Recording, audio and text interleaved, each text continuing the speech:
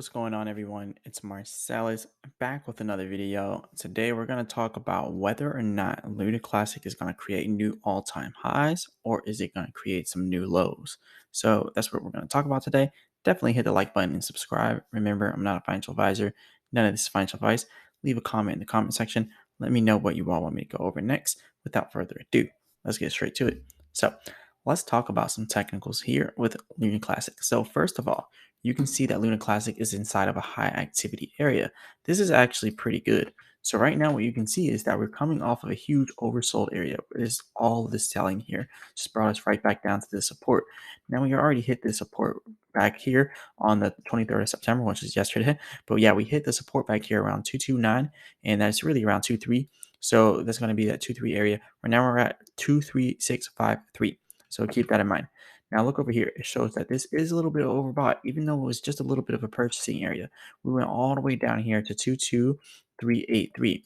And it's showing that it was overbought from 22383 all the way up here to the top side of 23952. So if we got all the way up there and it was overbought, we already had a pullback here. But look at what happened after that pullback. Now you can see after that pullback, the selling is kind of slowing down.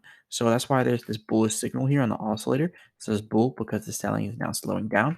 Now we're about to have buying coming back in. That's also why we're seeing high activity expected here. It's high activity for institutional investors and dark pools. So this high activity could bring us all the way back up here to this moderate activity area. The moderate activity area is pretty much over here at the 246 area. So we could pump up to there, but then it turns into moderate activity. And then from there, it turns into low activity. This kind of shows that we might not actually get back up to 2.6 right now. We might actually pull back before we can even get up there. So you might see it going up here to this area of 2.4, possibly even the upper area or the middle area of 2.5, like 2.55, and then pulling back from there and then breaking our supports here. So that could happen. And like right now, it doesn't really look like we're going towards new all-time highs here inside of Luna Classic. So what I'm seeing right now in the whole overall crypto market is just a lot of selling. The whole crypto market is really selling off right now. And you can kind of see that over here. Like, yeah, we're getting some people trying to buy back in, but it's been sideways selling off. We're barely breaking 19K and we're very volatile on Bitcoin, barely breaking 19K. Just look at how volatile Bitcoin was in the last day. Up, down, up, down, up, down. It cannot decide whether or not it wants to go up or down. But you can see the highs for Bitcoin are becoming lower and lower and lower for the last 7 days. This kind of indicates that the whole overall crypto market might actually be taking another dive downwards. And if you look into all the global news, a lot of people are talking about inflation. They're talking about interest rates raising. The US raising interest rates is now making it harder for other economies across the world because now it makes it more expensive for them to borrow money and for them to get help from the US. So everything's just going out of whack right now. And we're probably going to start seeing some more pain coming into the markets. And I don't believe that pain has been priced into the markets yet. So the 15-minute chart is now what we're going to look at. So now looking at the 15-minute chart, it's showing us that we're in an overbought area, even though it's a very, very little buying that we had. So I honestly see Little Classic maybe going up to 2.4, possibly getting up to this high activity area. But look, this high activity area is right around the red area here. So it's going to be high activity of selling, high selling activity, because the red area is supply and demand of less demand. So if we have less demand in this area, and it's also showing us that it's a high activity area, kind of shows us that we're going to have high selling. So that's what I'm expecting from there. And even when you look at the 5-minute chart, low activity expected here to moderate activity. And then when you look over here at the 15-minute chart, it shows high activity because that's high selling. And yeah, we're probably going to have some more selling going on here. Now, 4-hour chart, we got to look at that as well. So looking at the 4-hour chart, you can see we just now broke the support. I've been mentioning this in all my videos. Watch all my previous videos, watch the live stream. I pretty much said, like, look, everyone, we're probably going to end up breaking the support here. There's no way that we don't break the support. High activity was expected in this area, and it was high selling activity. And like I said, the next prediction here for Luna Classic is going to be going down to the support over at the 1.6 area. So we're going to expect this 1.6 for Luna Classic very soon. So you want to prepare for that. And then eventually, yeah, we're going to get all the way down here and probably end up adding another zero to Luna Classic. A lot of people don't want to hear that. But you also got to think about what Binance just said about Luna Classic. I said this in my previous video. Binance said something very important about Luna Classic, and pretty much along the lines of what they're saying is they're not gonna.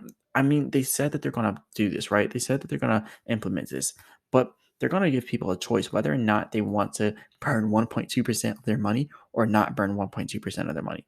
And if you really think about it, do you think that people are just gonna opt in to burn their money? There are a lot of people that are like really, really big on Luna Classic, but then there's also a lot of people that just aren't that big. Like people they just want to make money off of it, right? They just want to get in, they want to get out, they want to get in, they want to get out. So the fact that Binance gives them an option on whether or not they want to do this, it's kind of bad because not everybody's going to do this. So, anyways, he said he answered the question about Luna Classic on his Twitter space over here. And another option is to implement a feature that lets users do the 1.2% tax burn. And pretty much when he announced that, yeah, it didn't really sit well with people, and I don't think it's sitting well with the institutional investors either. So I think people are probably going to end up selling out here on Binance. You can even see after he said that he really wasn't too vocal about it after he posted that post on the whole Luna Classic thing. So he posted this on the Binance thing, and he hasn't really talked much about it after that. But still, I don't think that this is going to be pretty good. I don't think this is going to be good at all for Luna Classic. But yeah, like he said he's going to implement the 1.2% tax burn if people opt in. He'll give them the option to opt in. And if he gets more than 25% of people to opt in, then he's going to be like, all right, maybe we might do it. But look over here. It says when the opt in accounts reach a holding of 25% of the total Luna Classic, we start to charge 1.2% for all opt in traders. And this prevents the large whales from doing what they're going to do. But anyways, then he says this. It also gives the early adopters the chance to get in on it. But look, step 3. When the opt-in traders reach 50% of the total Luna Classic trading volume on Binance, we will roll out the 1.2% tax for all Luna Classic trading. This prevents it from all going on. But look, do you really think 50% of the people trading Luna Classic are going to want to just give away 1.2%? Most of the people trading Luna Classic don't have that much money in Luna Classic, let's be honest. But then when you look at the whales, the large whales, they hold most of the money. All they care about is money. These are institutional investors. These are people that are for the money. They're not going to burn 1.2% of their money. And I think this is going to be bad for Luna Classic, and it's going to really upset a lot of people if it doesn't happen. It's possible that it happens. It's possible that they actually opt in for this. And it's possible that most people decide to opt in for this. But what if it doesn't happen? You always got to look at that what if, because if it does not happen, then you got to start expecting stuff. So if it doesn't happen, you have to expect for it to hit 1.6. And then if it doesn't happen, you have to expect for it to add on another zero. People are going to start selling out if that happens. Me personally, I'm not in Luna Classic right now. I took a step back. The second I seen it getting over here to these areas, I seen that I was probably going to start keep selling off and continue to go down. So I was like, look, I'm not going to do this. I'm not going to lose all my money like that. I've been inside this crypto space for a long time. I see how this happens. People hype stuff up so much, and then it just continues to pump. And they think that it's pumping because the community is pumping it. No, it's pumping because the large whales and the institutional investors, they see that the community is throwing all their money in. So they're like, look, if we throw in our money too, it's going to go up even more. And then that's going to cause the retail traders to keep pumping it and throwing in even more money. Right when it gets to the top, large whales, institutional investors, they go ahead, they sell everything. They start selling out. They watch it go down. They drive the prices down. They buy at the bottom. And then when they buy at the bottom, it starts pumping again. Retail traders get back in. They sell again. And then it continues to go down. It happens time and time again. Happened to Sheep. Happened to Doge. Happened to every single crypto that had a huge community pumping it. Happens every single time. And look, y'all know I love Baby Doge. But let's be honest. The large whales, they got in on Baby Doge. They helped pump it all the way up. And they sold out at the top. Now they're no longer here. So we really got to be careful with that. We really got to be careful here. Luna Classic has huge potential, but the fear and the FUD, the fear, uncertainty, and doubt has not priced in yet. The crash has not priced in yet. Like, this is not the crash. This is just the beginning, and it has not priced in yet. And this is just my personal opinions. You can say whatever you want in the comments. Let me know whether or not you agree with me or disagree. But me personally, I don't believe the actual fear. I don't believe the actual drop off of the price has actually been priced in yet on Luna Classic. I think it's going to continue to go down. Even when we got the 1.2% burn letdown, yeah, we did burn a little bit more Luna Classic. Like, people are like, all right, we're going to keep on pushing this. But look, it's been stagnant since then. So if this doesn't happen, this is what the burns are going to look like. It's not going to look like this because this is when the large whales were helping pushing these burns. And this is when they were just burning, burning, burning, burning, burning. But now we're at such a stagnant point. If it does not happen, then what we're going to end up seeing is the same stagnant point. This, I don't know. Let me know what you all think in the comments. I just don't think this is going to end well for a lot of people, but it could definitely be good for a lot of people if it actually does happen. So I hope I'm wrong. I hope that a lot of people went off this. I hope that it does good. But yeah, I don't think we're about to reach new all-time highs right now.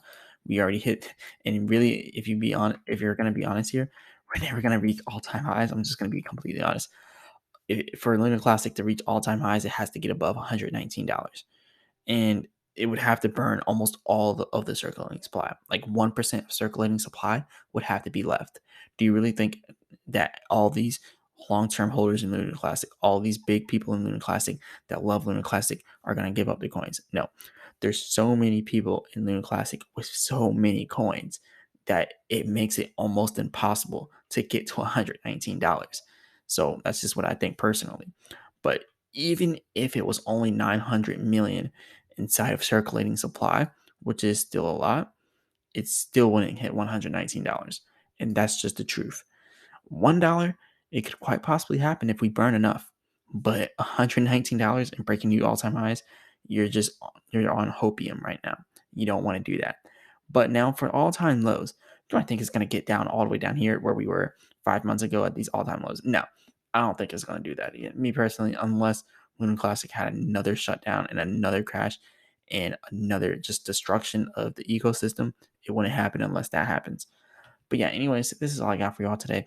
Let me know exactly what you all think about this and if you think I'm crazy or if you think I'm spitting facts.